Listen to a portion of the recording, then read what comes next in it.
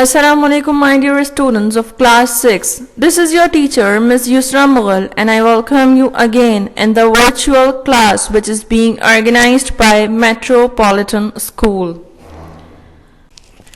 So, my dear students, the chapter we are gonna start today is Oliver Twist. Basically, it's a book which is being written by Charles Dickens. Charles Dickens was a very great storyteller, and you would find his books too difficult to read, but many of them were being rewritten in a simpler and easier language so that you can read them easily, right? So Oliver Twist is one of his most famous novels, most famous books. And how can I say that this is very famous? Because in English, there have been at least 5 feature films, 2 television films, 3 television series, a musical and a movie of the musical, and all based on the story that is Oliver Twist, and that the musical is still playing in London.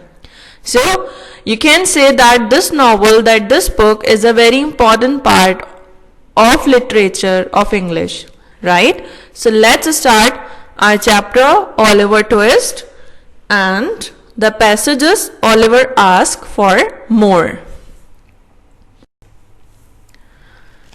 So Oliver Twist has been very popular since it was first published about 170 years ago.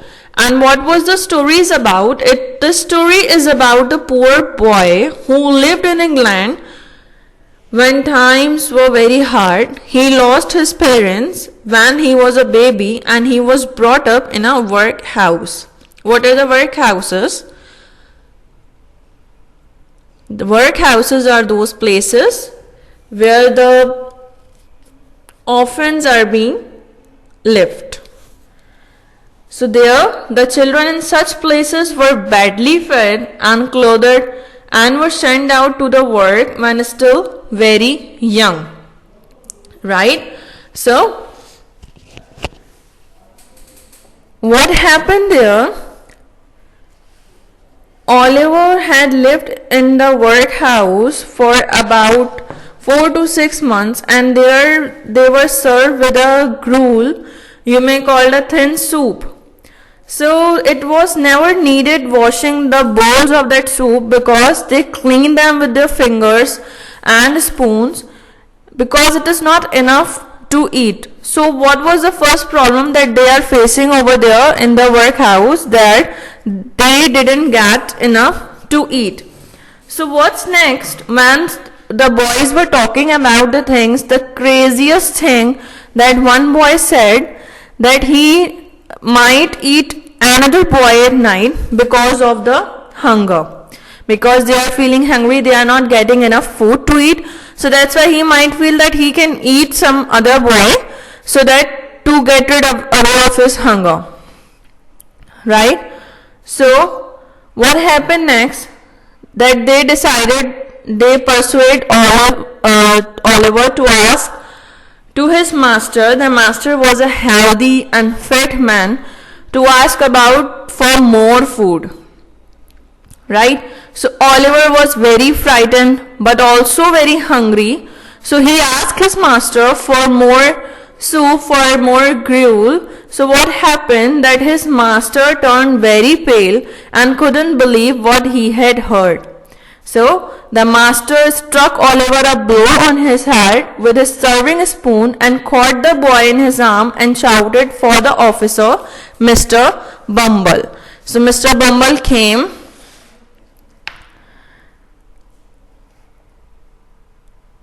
and what happened next? That he told each and everything about the Oliver to Mr. Bumble. And there the board were sitting discussing their business. So board is a group of people who decide the business of the school. So Mr. Bumble sent Oliver to the board to explain his behavior. So who was the gentleman who asked for that? that he is asking for more food, Mr. Limpkins.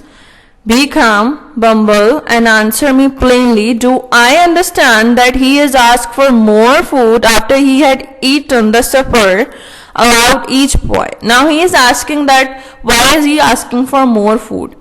So Mr. Limpkins, obviously it's not telling truth. He is telling yes sir, he did.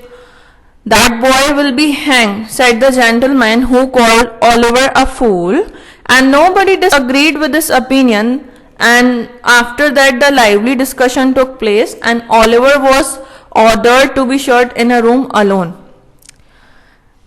Right, because they are thinking that they are discussing about less food with someone else, so that Oliver can ask for more food, so they can shut him in the room alone. And next morning they are offering a reward of £5 to anybody who would take Oliver Twist as a trainee to any trade or business, because they want to Oliver to leave from that workhouse. So that's how Oliver can escape from that workhouse.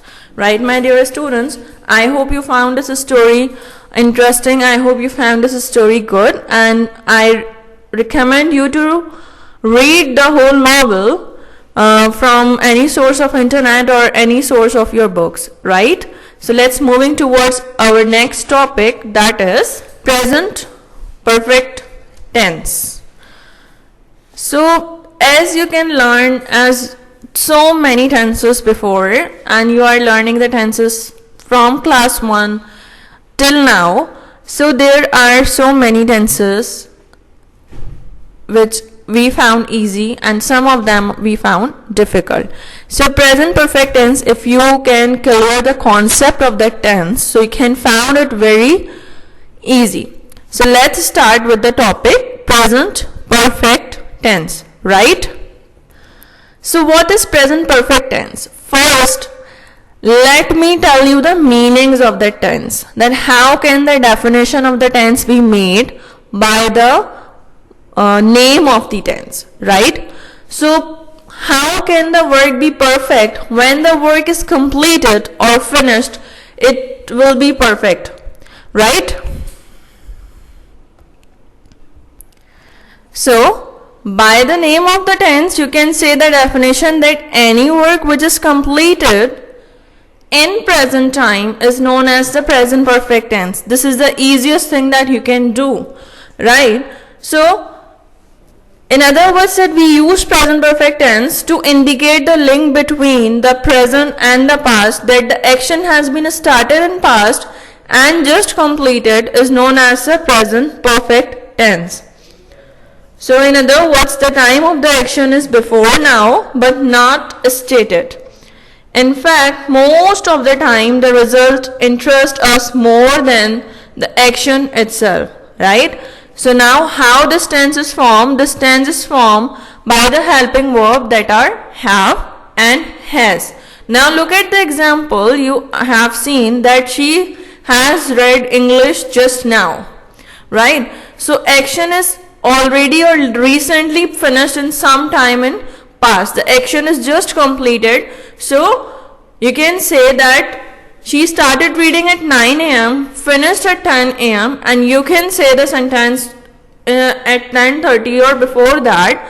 So the action which is just completed is present perfect tense, right, my dear students? So by the name of the tense, you can easily make the definition which may clear the concept of the tense. For the present perfect tense, what you will have to do, you will have to use the past participle form, or you can say the third form of the verb, right? So you will see that the construction of the verb tense is straightforward. You can use have or has, where we can use have and where we can use have with the first person singulars and the second person singulars and plurals both, we are gonna use have, and with the third person singular we are gonna use has, and it is the first element that which depends on subject verb is conjugated with, right? Similarly, the second element is the past participle and it forms generally by adding ed or d to the root of the verb. Right, my dear students? So now let's moving towards the next thing. What was the thing that was your home assignments? So what are your home assignments? You will have to do the vocabulary meanings, the phrasal verbs meanings and the phrasal idioms meanings in your text copy. You can write a story in your text copy, do comprehension in your text copy. You can write a letter to your principal requesting to start sports activities at your school. You can write down the definition, the structure, examples of present tense and do the translation in your grammar copy. And in the last, you can do the exercise A of page number 97 in your grammar copy. Right? I hope you enjoyed the lesson. Allah Hafiz.